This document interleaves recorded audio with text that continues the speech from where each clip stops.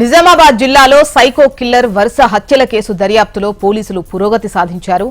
Phone signals ఆధారంగా కేసును ఛేదించారు పోలీసులు.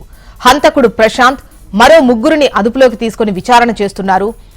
మక్లూరుకు చెందిన ప్రసాద్ కుటుంబాన్ని 15 రోజుల వ్యవధిలో సైకో కిల్లర్ ప్రశాంత్ కడదేర్చాడు. ప్రసాద్ కుటుంబానికి చెందిన 6గురిని దారుణంగా హతమార్చాడు. లోన్ ఇప్పిస్తానని నమ్మించి ప్రసాద్ ఇంటిని రిజిస్ట్రేషన్ చేసుకున్నాడు ప్రశాంత్. అయితే లోన్ రాకపోవడంతో తిరిగి తన ఇంటిని తన పేరుపైనే రిజిస్ట్రేషన్ చేయాలని ప్రసాద్ ఒత్తిడి తెచ్చాడు. ఇంటిని తిరిగి ఇవ్వొద్దన్న ఉద్దేశంతో ప్రసాద్ కుటుంబాన్ని కడతేర్చాడు. ప్రసాద్ ను డిచ్పల్లి సమీపంలో హత్య చేసి పూడ్చిపెట్టాడు.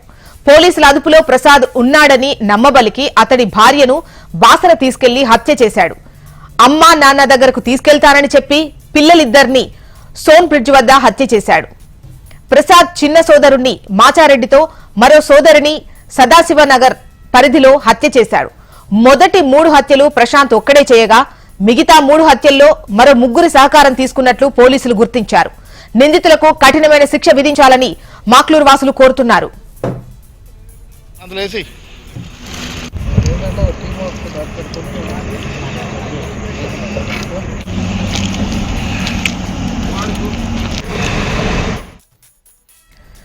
నిజామాబాద్ జిల్లాలో సైకో కిల్లర్ వరుస హత్యల కేసు దర్యాప్తులో పోలీసులు పురోగతి సాధించారు. ఫోన్ సిగ్నల్ ఆధారంగా కేసును ఛేదించారు పోలీసులు. వివరాలు మనకు భూపతి అందిస్తారు. భూపతి,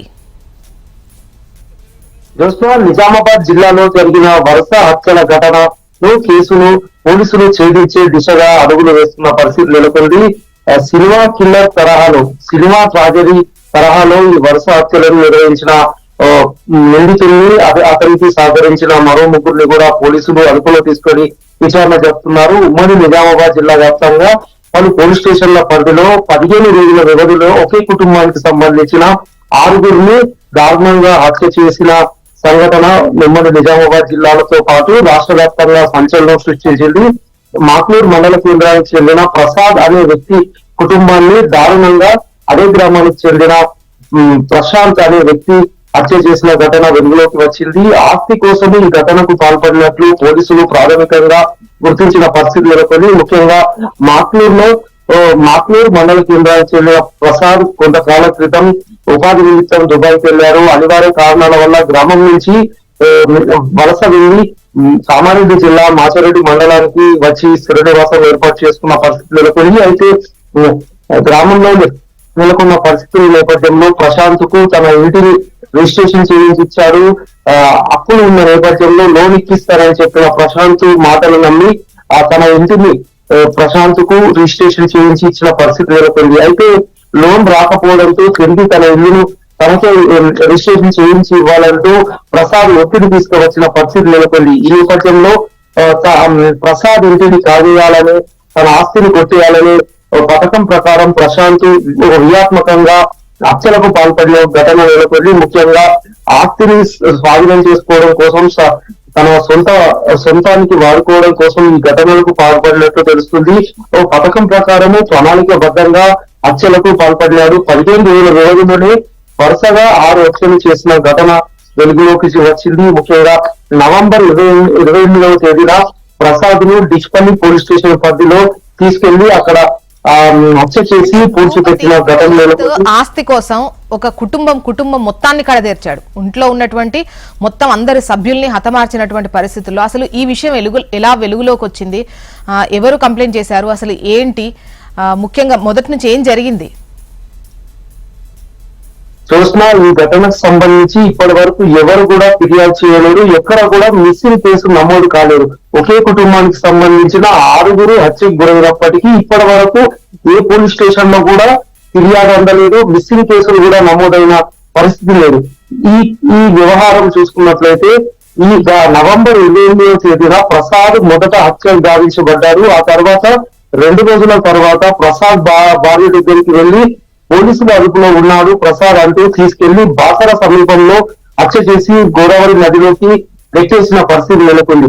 ఆ తర్వాత మరో 2 రోజులకు ప్రసాద్ తో పాటు ప్రసాద్ భార్య దగ్గరికి తీసుకువెళ్తారంటూ వారి పిల్లలు చైత్రికలను ఇంటి నుంచి తీసుకెళ్లి వారిని అతి దారుణంగా సోన్ బ్రిడ్జ్ నిర్మల్ నిజామాబాద్ సరిహద్దు ప్రాంతాల్లో హత్య చేసిన పరిస్థితి నెలకొంది. అయితే వీరందరినీ పోలీస్ స్టేషన్ లో ఉంచారంటూ ప్రసాద్ సోదరి మన ఇద్దరిని తీసుకువెళ్ళి వారిని కూడా కిరాతకంగా హతమార్చారు. ఒకరిని చేగుంటలో హతమార్చగా మరొకరిని కామారెడ్డి జిల్లా సదాశివగఢ్ మండలం భూంపల్లి వద్ద హతమార్చిన ఘటన నెలకొంది. ఈ నెల 13వ తేదీన భూంపల్లి వద్ద జరిగిన హత్యను పోలీసులు ఛేదించిన పరిస్థితి నెలకొంది.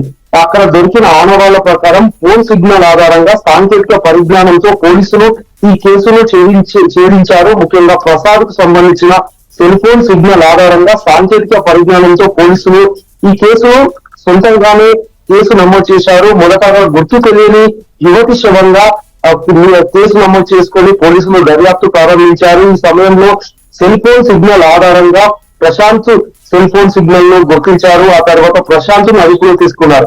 ప్రశాంత్ ను సదాశివనగర్ పోలీసులు అదుపులో తీసుకొని విచారణ చేపట్టారు. ఈ విచారణ చేపడుతున్న క్రమంలోనే వరుస హత్యలు చేశారంటూ పోలీసుల ఎదుట అంగీకరించిన పరిస్థితి నెలకొంది. ఈ నేపథ్యంలోనే పోలీసులు చేపట్టిన విచారణలోనే వరుస 6 హత్యలు చేసినారు. 15 రోజుల వ్యవధిలోనే ఒకే కుటుంబానికి సంబంధించిన 6 హత్యలు చేశారు. తనకు హత్య చేసిన సమయంలో మరో 3 సహకరించారని కూడా ప్రశాంత్ పోలీసు విచారణలో అంగీకరించినట్టు తెలిసింది. దీంతో 2 రోజులుగా పోలీసులు విస్తృతంగా ప్రశాంత్ ను వివిధ కోణాల్లో కూడా దాన్ని నేరంపై వివరాలు సేకరించారు, ఆరా తీశారు. అదేవిధంగా సంఘటన స్థలాలకు తీసుకెళ్లి ఎక్కడెక్కడ ఈ సంఘటనకు పాల్పడ్డారు, ఏ విధంగా పాల్పడ్డారు అనే విషయాలను కూడా వెలుగులోకి తీసుకువచ్చిన పరిస్థితి నెలకొంది. నేడు మధ్యాహ్నం కామారెడ్డి జిల్లా ఎస్పీ కార్యాలయంలో ఎస్పీ సింధు శర్మ ఆధ్వర్యంలో మీడియా సమావేశం ఏర్పాటు చేసి ప్రశాంత్ తో పాటు ఈ వ్యవహారంలో సంబంధం ఉన్న మరో 3 కూడా పోలీసులు హాజరుపరిచే అవకాశం ఉంది. వారి హాజరుపరిచే పరిస్థితి నెలకొంది. ప్రస్తుతం రాష్ట్ర వ్యాప్తంగా సంచలనం కలిగించిన ఈ మాక్నూర్ ప్రసాద్ సంబంధించిన 6 హత్యల ఘటన ప్రస్తుతం వీడబోతుంది. ఈ ఘటనకు సంబంధం ఉన్న ప్రశాంత్ తో పాటు మరో 3 పోలీసులు అదుపులో తీసుకున్నారు. ఇప్పటికే వారిని విచారణ కూడా పూర్తి చేసినట్టు తెలుస్తుంది. పూర్తి స్థాయిలో నివేదిక అందజేస్తాము.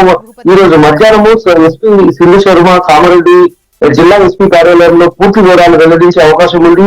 ప్రస్తుతం మాత్రం అయితే నిందితుల్ని కఠినంగా శిక్షించాలంటూ మాక్నూరు గ్రామ వాసులు డిమాండ్ చేస్తున్న పరిస్థితి నెలకొంది. చూస్తున్నాం. రైట్ భూపతి.